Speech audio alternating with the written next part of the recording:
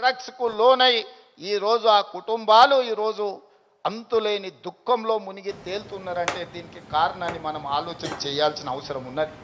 ఇవాళ ఒకనాడు యుద్ధం అంటేనే పంజాబీ వీరులు యుద్ధంలో ముందు బాగానే నిలబడి దేశాన్ని గెలిపించిన వాళ్ళు ఈరోజు మరి అలాంటి వీరులున్న పంజాబ్ రాష్ట్రం నిర్వీర్యం అయిపోయి అక్కడ యువత గంజాయి డ్రగ్స్కి బానిసలు అవుతున్నారు అని అంటే ఇది ఎంత వేగంగా మనల్ని కబలిస్తుందో ఒక్కసారి ఆలోచన చేయండి. అందుకే డిసెంబర్ 7, 2023 నాడు బాధ్యత చేపట్టిన తర్వాత ఉన్నతాధికారులను మా మంత్రివర్గ సహచరులను సమీక్షకు పిలిచి స్పష్టమైన ఆదేశాలు ఇచ్చిన ఈ రాష్ట్ర సరిహద్దుల్లో ఎవరైనా కాలు పెట్టాలి అని అంటే 100 సార్లు ఆలోచన చెయ్యాలి. ఈ ప్రాంతంలో అడుగు పెడితే తిరిగి పోము. అది గంజాయి అయినా అది డ్రగ్స్ అయినా ఇంకే రకమైన మాదక ద్రవ్యాలు తెలంగాణ సరిహద్దులను దాటనివ్వద్దు.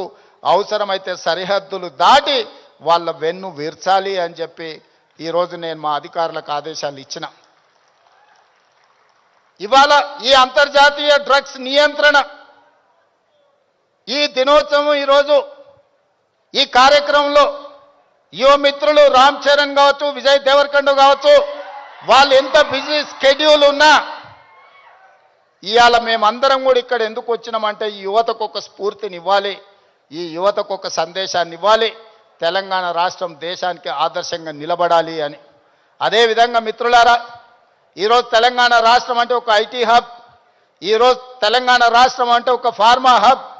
ఈరోజు ఈ తెలంగాణ రాష్ట్రం మీరందరూ మనమందరం ఉండంగా ఇది ఒక గంజాయికో డ్రగ్స్కో హబ్గా మారితే మనందరము ఈరోజు విఫలమైనట్టే, తెలంగాణ రాష్ట్రానికి అన్యాయం చేసిన వాళ్ళం అవుతాం.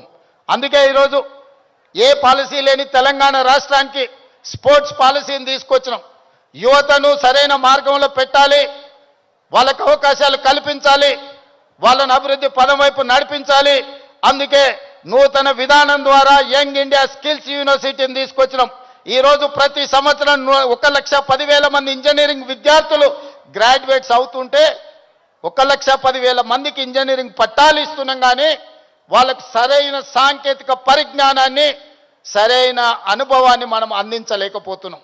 అందుకే ఒక పక్కన డిమాండ్ ఉంది, ఇంకొక పక్కన సప్లై ఉంది. కానీ డిమాండ్ సప్లై మధ్యలో there is an gap between demand and supply. అందుకే ఈరోజు ఆ డిమాండ్ అండ్ సప్లైని బ్యాలెన్స్ చేయడానికి యంగ్ ఇండియా స్కిల్స్ యూనివర్సిటీని ఈ రాష్ట్రంలో ఉన్న యువకులకు సాంకేతిక నైపుణ్యాన్ని నేర్పించి ప్రపంచ దేశాలను శాసించే విధంగా మన యువతకు శిక్షణ ఇవ్వాలి అని ఈరోజు యంగ్ ఇండియా స్కిల్స్ యూనివర్సిటీని ప్రారంభించుకున్నాం.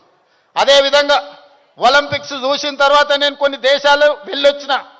సౌత్ కొరియా 4 అంటే ఒక హైదరాబాద్ జనాభా ఎంత ఉంటుందో అంత జనాభా ఉన్న ప్రాంతంలో ఈరోజు ఒలింపిక్స్లో 32 మెడల్స్ వచ్చినాయి. 32 గోల్డ్ మెడల్స్లో ఒకే ఒక సౌత్ కొరియన్ స్పోర్ట్స్ యూనివర్సిటీ అని ఒక 30 ఎకరాలలో ఉన్న యూనివర్సిటీలో 16 గోల్డ్ మెడల్స్ వచ్చినాయి. 16 గోల్డ్ మెడల్స్లో ఒక అమ్మాయికి 3 గోల్డ్ మెడల్స్ ఒలింపిక్స్లో సాధించింది. సౌత్ కొరియాలో ఒక అమ్మాయి 3 గోల్డ్ మెడల్స్ సాధిస్తే 140 కోట్ల జనాభా ఉన్న భారతదేశం ఒక గోల్డ్ మెడల్ సాధించలేదంటే ఆ దేశంలో ఉన్న ఒక అమ్మాయితో 140 కోట్ల మంది మనం పోటీ పడలేకపోతున్నాము అని అంటే ఇది ఆలోచన చెయ్యాలి. అందుకే ఈరోజు వీటన్నిటిని చూసినాం. ఆస్ట్రేలియన్ యూనివర్సిటీ, సౌత్ కొరియన్ యూనివర్సిటీలతోని ఒప్పందాలు చేసి అక్కడి నుంచి కోచ్లను, అక్కడి నుంచి నిపుణులను రప్పించి తెలంగాణను ఒక స్పోర్ట్స్ హబ్గా తీర్చిదిద్దాలి అని యంగ్ ఇండియా స్పోర్ట్స్ యూనివర్సిటీని ఈ మధ్యలోనే మనం పాలసీని అడాప్ట్ చేసుకున్నాం. రాబోయే రోజుల్లో తెలంగాణ రాష్ట్రం అంటే ప్రపంచ దేశాలు క్రీడల శిక్షణ ఇవ్వడానికి హైదరాబాదు నగరానికి వెళ్ళాలి అనే విధంగా దీని అభివృద్ధి పదం వైపు నడిపించాలని ఈరోజు స్పోర్ట్స్ పాలసీని తీసుకొచ్చినాం. అందుకే ఈరోజు మీరందరూ ఆలోచన చేయండి, మీరందరూ భాగస్వాములు కాండి. ఈ రాష్ట్రాన్ని బలంగా నిర్మించినప్పుడే ఈ దేశం బలపడుతుంది. ఈ దేశం బలపడ్డప్పుడే ప్రపంచ దేశాలతో పోటీ పడగలుగుతాం. ఈ రోజు మనం అందుకే తెలంగాణ రైజింగ్ 2047 అని ఒక విజన్ డాక్యుమెంట్ను, ఒక విజన్ని మనం ఈరోజు తెచ్చుకోవాలని అనుకుంటున్నాం. ఈ విజన్లో భాగంగా క్రీడలలో రాణించడమే కాదు, ఆర్థికంగా బలపడాలి. 10 సంవత్సరాలలో $1 ట్రిలియన్ ఎకానమీకి రీచ్ అవ్వాలి. 22 సంవత్సరాలలో $3 ట్రిలియన్ ఎకానమీకి తెలంగాణ రాష్ట్రాన్ని ముందుకు తీసుకువెళ్ళాలి అని చెప్పి ఈరోజు తెలంగాణ రైజింగ్ 2047 విజన్ డాక్యుమెంట్ని మనం ప్రణాళిక చేసుకుంటున్నాం.